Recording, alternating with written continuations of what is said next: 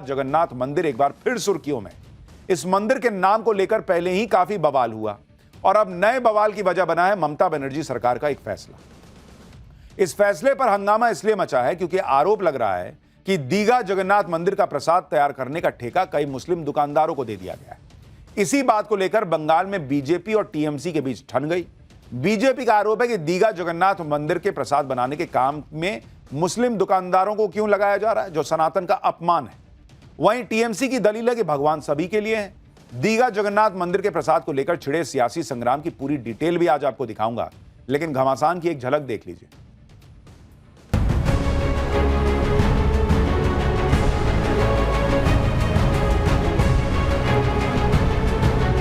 आपका नाम क्या?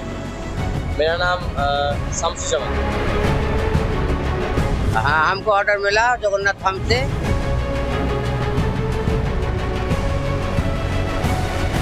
ये मिठाई समझे ले लीजिए, ये प्रसाद नहीं हो सकता।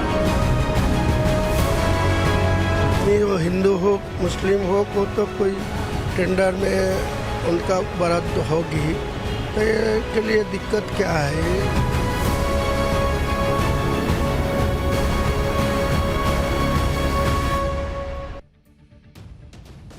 भले ही पश्चिम बंगाल के चुनाव में अभी वक्त है, विधानसभा चुनाव अगले साल होने हैं, लेकिन इन चुनावों की गर्मी अभी से पश्चिम बंगाल में दिखने लगी है। जब 30 अप्रैल को ममता बनर्जी ने दीघा जगन्नाथ मंदिर की पूरे धूमधाम के साथ प्राण प्रतिष्ठा की, तो उस वक्त भी बीजेपी ने आरोप लगाया कि चुनाव में हार के डर से ममता बनर्जी मुस्लिम तुष्टीकरण वाली छवि से बाहर निकलने की कोशिश में जुटी है। प्राण प्रतिष्ठा में पहुंची ममता बनर्जी ने दावा किया था कि पूरी जगन्नाथ धाम की तरह दीघा जगन्नाथ मंदिर को वर्ल्ड मैप में ले जाएंगे और पश्चिम बंगाल के घर घर में दीघा जगन्नाथ मंदिर का प्रसाद पहुंचाएंगे। इसके लिए कुछ दिनों पहले ममता सरकार ने एक नोटिफिकेशन भी जारी किया था। हालांकि बीजेपी सवाल उठाती रही कि भाई जब जगन्नाथ मंदिर ओडिशा में है तो बंगाल में बनाने का क्या मतलब है, लेकिन ममता बनर्जी नहीं रुकी और अब प्रसाद को लेकर बवाल छिड़ गया। बड़ी मात्रा में प्रसाद बनाने के लिए टेंडर भी जारी हुए। बवाल तब शुरू हुआ जब यह बात खुली कि मुर्शिदाबाद जिले के रानीनगर इलाके में कई मुस्लिम दुकानदारों को भी दीघा जगन्नाथ मंदिर का प्रसाद बनाने का टेंडर मिला है। पश्चिम बंगाल बीजेपी ने इस टेंडर की एक तस्वीर जारी की और आरोप लगाया कि रानीनगर में दीघा जगन्नाथ मंदिर का प्रसाद बनाने के लिए जिन 4 मिठाई के दुकानदारों को टेंडर मिला है, उनमें से 3 मुसलमान हैं। एक दुकान का नाम टिप टॉप मिष्ठान भंडार है, जिसके मालिक का नाम राजू शेख दिखाया गया है। दूसरे दुकानदार का नाम भाई भाई मिष्ठान भंडार है, इसके मालिक का नाम शबीरुल इस्लाम है।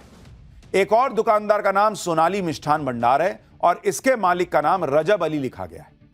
हमारी टीम ने भी इस लिस्ट में दिख रहे दुकानदारों की पड़ताल की, जिसमें पता चला कि रानीनगर के टिप टॉप मिष्ठान भंडार और भाई भाई मिष्ठान भंडार को प्रसाद बनाने का ठेका मिला है और इसमें से एक दुकानदार ने यह भी माना कि उनकी दुकान में हलाल कबाब भी मिलता है। सुनिए जरा। आपका नाम क्या? मेरा नाम शमसुज्जमान। दुकान का नाम? राजू। दुकान का नाम टिप टॉप मिष्ठान भंडार। आपका दुकान में हलाल कबाब होता है? हाँ, हलाल होता है। कोई सरकारी ऑर्डर मिला? हाँ, सरकारी वीडियो से मुझको ऑर्डर मिला है। क्या ऑर्डर मिला? पैकेट का। हाँ, हमको ऑर्डर मिला जगन्नाथ धाम से, हमको ऑर्डर मिला। ये दुकान का नाम दादा भाई मिष्ठान भंडार। और मालिक का नाम? मालिक का नाम शबीरुल इस्लाम। हाँ, हम मिक्स करके दे देते हैं। मिक्स करके दे देते हैं उसको। आज लेके गया? हाँ, आज लेके गया। अब बीजेपी यही आरोप लगा रही है कि भाई भगवान का प्रसाद बन रहा है, मुसलमान की दुकान को टेंडर क्यों मिल रहा है, क्योंकि भाई अब वो तो खुद ही कह रहा है कि भाई हलाल वगैरह सब होता है इस दुकान में। अब सवाल उठता है कि जिस दुकान में हलाल वाले कबाब भी बन रहे हों, क्या उस दुकान में दीघा जगन्नाथ मंदिर का प्रसाद तैयार किया जाना चाहिए? बीजेपी नेता शुवेंदु अधिकारी का कहना है कि लोग इसे मिठाई समझकर खा सकते हैं, लेकिन प्रसाद के तौर पे तो नहीं ले सकते। लेकिन टीएमसी को बीजेपी के विरोध से कोई फर्क नहीं पड़ता। ममता सरकार में मंत्री फिरहाद हाकिम ने तो यह तर्क दिया कि प्रसाद जिसको खाना है खाए, न खाना है मत खाए। और टीएमसी नेता हुमायूं कबीर तो प्रसाद और पेट्रोल डीजल में फर्क तक नहीं कर पा रहे। बीजेपी नेता शुवेंदु अधिकारी और टीएमसी नेता हुमायूं कबीर को सुनिए एक बार। मैं पूरा प्रदेश का जनता को ये विनती करूंगा, ये मिठाई समझे ले लीजिए, ये प्रसाद नहीं हो सकता। और मैं खुलासा कर दूंगा, कुछ दूसरा समुदाय का रेशन डीलर और कुछ मिठाई का शॉप ओनर्स को ये मिठाई तैयारी करने के लिए टेंडर दिया है। मैं खुलासा कर दूंगा, मेरा पास सब जानकारी है। टेंडर का सिस्टम ओपन करे तो जे आदमी हो, हिंदू हो, मुस्लिम हो तो कोई टेंडर में उनका बरात होगी, तो ये के लिए दिक्कत क्या है? ये तो आपत्तिजनक का ये इनका काम है।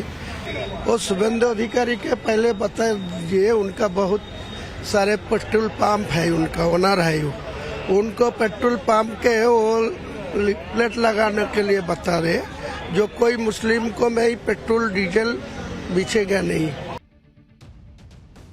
मतलब कोई कनेक्शन है दोनों बातों का कि पेट्रोल डीजल मुसलमान को नहीं दूंगा, और बीजेपी आरोप लगा रही है कि भाई मुसलमान से क्यों आप हिंदू मंदिर का प्रसाद बनवा रहे हो। दोनों को क्लब कर दिया। इस बवाल के बीच ममता सरकार ने पश्चिम बंगाल के घर घर तक दीघा जगन्नाथ मंदिर का प्रसाद पहुंचाने की योजना भी शुरू कर दी। इस योजना के तहत दीघा जगन्नाथ मंदिर के प्रसाद के बॉक्स में खाजा, पेड़ा और दीघा जगन्नाथ मंदिर की तस्वीर और मंदिर में स्थापित भगवान की तस्वीर शामिल हो। इस प्रसाद को राशन की दुकानों के जरिए लोगों में बांटा जाएगा और कई इलाकों में दीघा जगन्नाथ मंदिर का प्रसाद बंटना शुरू भी हो चुका है। दीघा जगन्नाथ मंदिर का प्रसाद बनाने की जिम्मेदारी मुस्लिम दुकानदारों को सौंपने को बीजेपी सनातनी आस्था से खिलवाड़ बता रही है। इसके लिए बीजेपी इससे लिए प्रसाद बनाने के लिए सनातन का नियम क्या कहता है, यह समझना भी जरूरी है। भगवान को भोग लगने वाला प्रसाद पूरी शुद्धता से बनाया जाना चाहिए। जो भी भोग बनाएगा वो शरीर के साथ मन की शुद्धता का भी ध्यान रखेगा। भोग की वस्तुओं में शुद्धता होनी चाहिए, वो अपवित्र ना हो, उसका ध्यान रखा जाना चाहिए।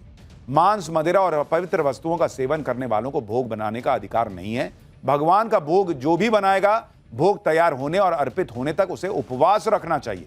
भोग बनाने का स्थान भी शुद्ध होना चाहिए और सबसे बड़ी बात, भोग बनाने के वक्त भगवान का स्मरण करते रहना चाहिए। जहां भोग बन रहा हो वहां माहौल भी भक्तिमय होना चाहिए। भोग बनने के बाद उसे अशुद्धता से बचाना भी बड़ी जिम्मेदारी होती है। अब आप देखिए, जब सनातन धर्म में प्रसाद बनाने के लिए इतने सख्त नियमों का पालन करने की मान्यता है, ऐसे में दीघा जगन्नाथ मंदिर का प्रसाद तैयार करने का जिम्मा मुस्लिम दुकानदारों को सौंपने पर सवाल उठ रहे हैं। और ये वही ममता बनर्जी और उनकी पार्टी टीएमसी है जो वक्फ संशोधन बिल का विरोध इस दलील पर कर रही थी कि उसके एडमिनिस्ट्रेटिव बॉडी में गैर मुसलमानों को जोड़ने का प्रावधान क्यों है। पश्चिम बंगाल के दीघा जगन्नाथ मंदिर को लेकर उस वक्त भी विवाद हुआ था जब सीएम ममता बनर्जी ने इस भव्य मंदिर के निर्माण का ऐलान किया। पश्चिम बंगाल में बन रहे जगन्नाथ मंदिर के नाम को लेकर ओडिशा में जबरदस्त विरोध हुआ था। पूरी जगन्नाथ मंदिर के पंडितों, सेवकों और दूसरे लोगों ने मंदिर का नाम जगन्नाथ धाम रखने पर आपत्ति जताई थी। ओडिशा के लोगों का मंदिर बनाने पर कोई एतराज नहीं था, लेकिन उनका विरोध उसके नाम को लेकर था। विरोध करने वालों की दलील थी कि जगन्नाथ धाम सिर्फ पुरी में है, किसी दूसरे मंदिर को यह नाम देना हिंदू मान्यताओं और परंपराओं के खिलाफ। पुरी जगन्नाथ मंदिर के वरिष्ठ सेवक रामचंद्र दास ने दावा किया था कि आदि शंकराचार्य ने भगवान जगन्नाथ पुरी पीठ को धाम का दर्जा दिया था। ऐसे में दीघा जगन्नाथ धाम कैसे बन सकता है?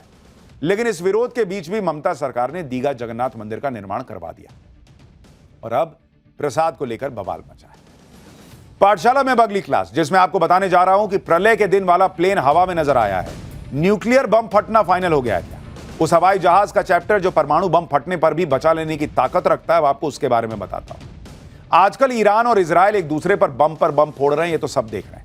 एक से एक भयानक बम और मिसाइलें निकलकर आ गई हैं, लेकिन इसके बीच ही एक प्लेन की दुनिया में बहुत चर्चा हो रही है। और यह ऐसा प्लेन है जो तभी उड़ता है जब कयामत आने वाली होती है। इस प्लेन का नाम है डूम्सडे प्लेन, यानी प्रलय के दिन का हवाई जहाज। इसके दिखने के बाद पूरी दुनिया में लोग पूछ रहे हैं कि क्या प्रलय आने वाली है, क्या परमाणु बम फटने वाला है। आखिर डूम्सडे प्लेन में ऐसा क्या है जिसके उड़ान भरने से पूरी दुनिया में हलचल मची हुई है? इसे प्रलय का संकेत क्यों कहा जाता है? क्या अब न्यूक्लियर बम फटना फाइनल हो गया है? इन सारे सवालों के जवाब आज आपको दूंगा, लेकिन पहले सिर्फ प्रलय के दिन उड़ने वाले हवाई जहाज की एक झलक देख लीजिए।